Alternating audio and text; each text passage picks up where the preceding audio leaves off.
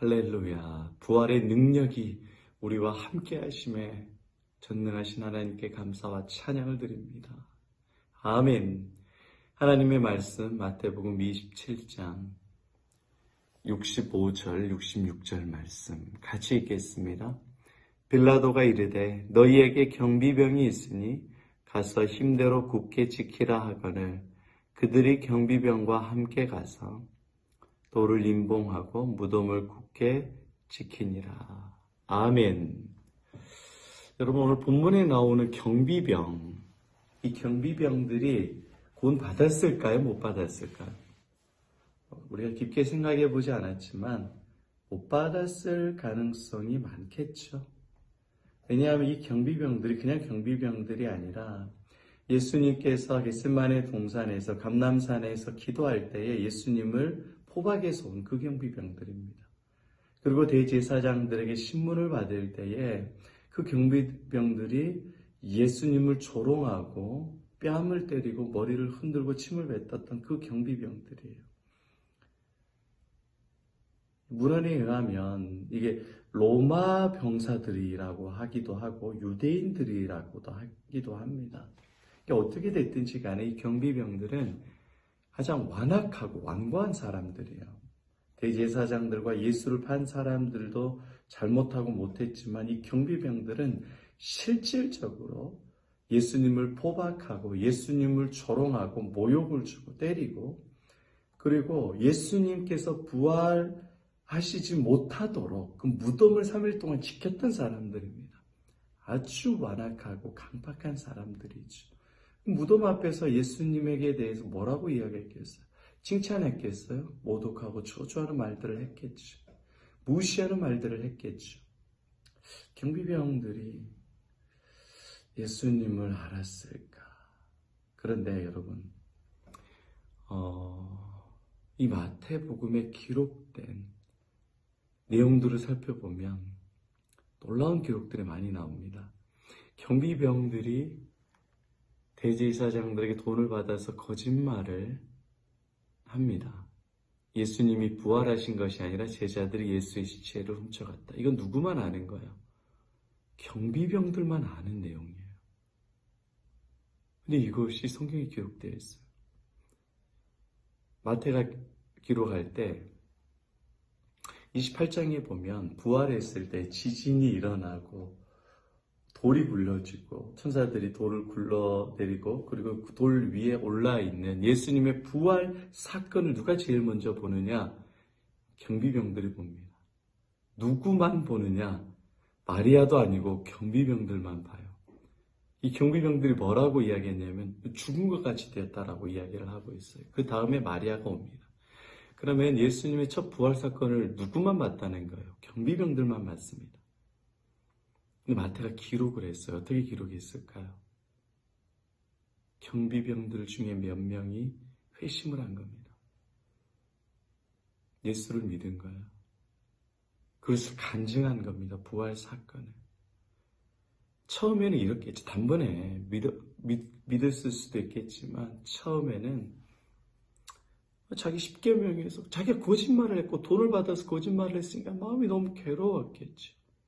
그리고 뭔가 사실을 말하고 싶은 마음도 있었겠고 그리고 너무나도 놀랍게 지진이 나고 돌이 굴러지고 천사가 앉아있고 예수가 부활한 그 현장을 눈으로 목격을 합니다. 그래서 가장 강팍했던 그들에게 예수님께서 친히 임재해 주셔서 부활 사건을 보여주시고 예수님이 불쌍히 여겨주셔서 그들 중에 뭐 다일 수도 있겠고 몇 명일 수도 있겠지만 성전을 지키던 이 경비병들, 예수의 무덤을 지키던 경비병들 나중에 회심하고 이 모든 것들을 간증하는 거예요. 그래서 마태복음에 기록이 되어 있습니다. 이것을 아는 사람은, 현장을 목격한 사람은 경비병들밖에 없어. 마치 요나서의 기록을 저자를 요나라고 말합니다. 왜요? 물고기 뱃속에 있는 거 누가 알아요? 요나가 알고 요나가만 아니니까 요나서의 저자를 요나라고 해요. 내가 경험하고 내가 본 부활의 예수를 말하고 그래서 초대교회에 그 자료들을 수집해서 하나님께서 성령을 주셔서 마태에게 영감을 주셔서 성경을 쓰게 한 거죠. 놀라운 사실입니다.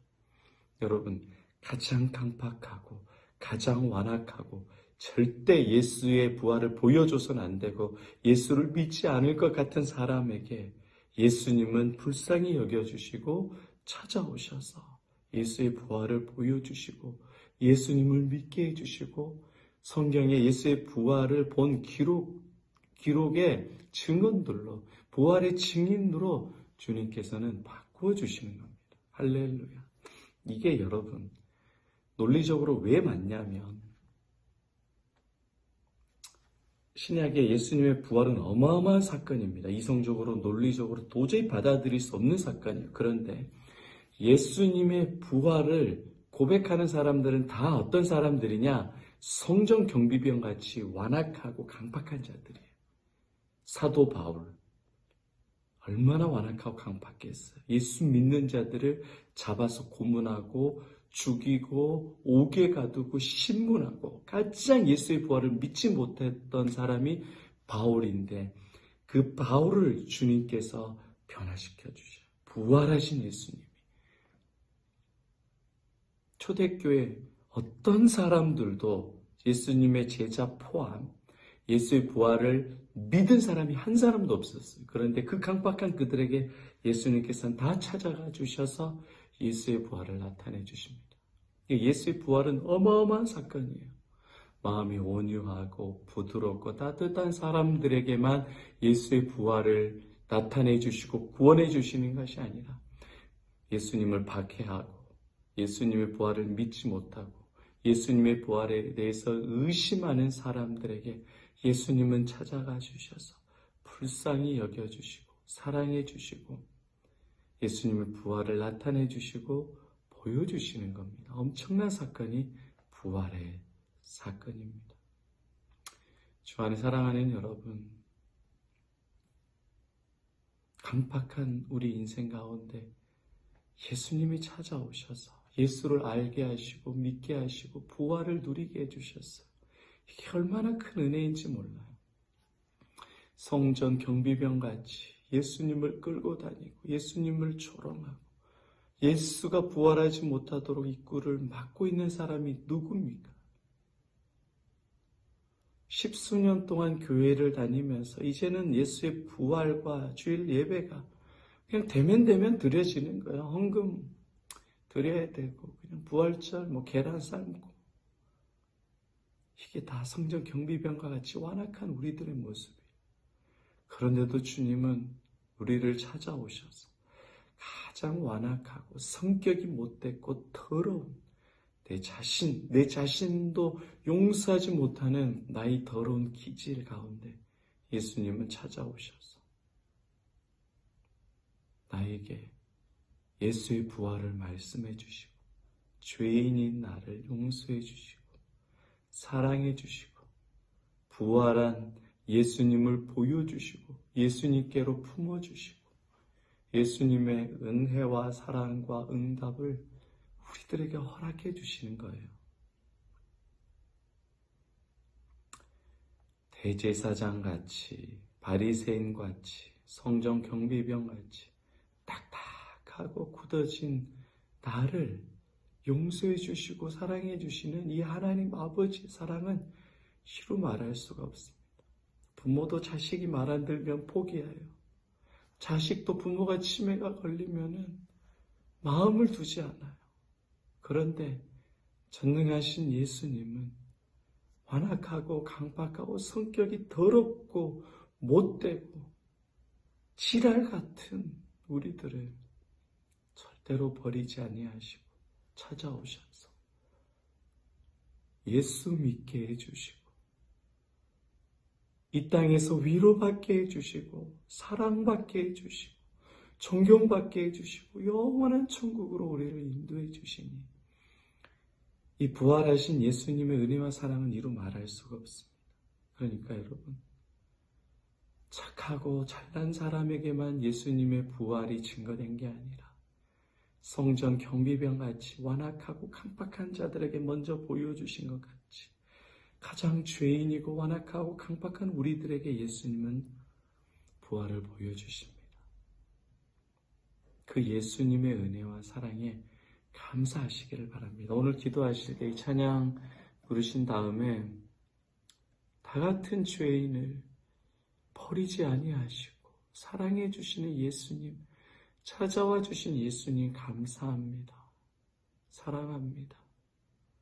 예수님께 감사하고 찬양하고 사랑의 고백을 하시기를 바랍니다.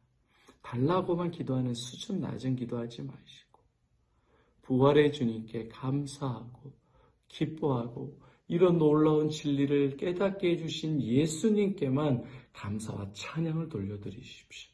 예수님께서 여러분을 만나주시고 놀라운 은혜를 베풀어 주십니다. 오늘 하루 그런 예수님의 은혜가 넘치기를 축복합니다. 할렐루야.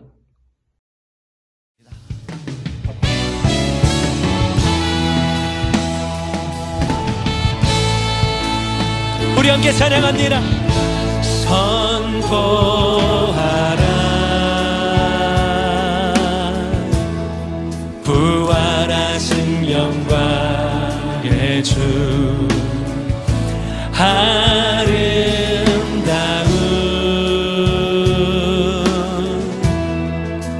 영광의 주를 보라 보좌에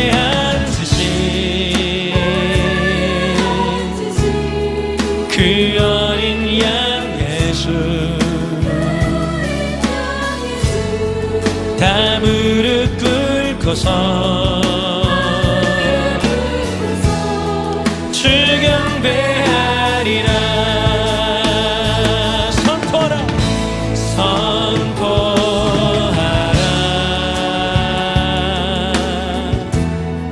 부활하신 영광의 주 하나님과 화목하게 하신 주 찬송과 존귀와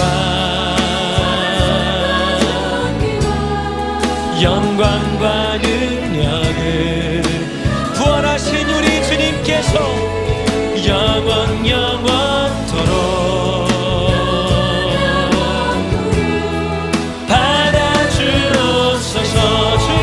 고백합니다. 보좌에 앉으신 그 어린 양 예수 다 무릎 꿇고서 주 경배하리라. 찬송과 존귀와 영광과 능력을 부활의 주님께서 영원토록 받아주옵소서. 찬송과 존귀와 영광과 능력을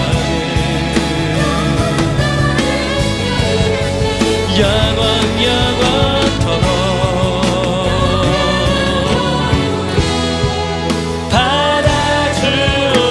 받아주옵소서.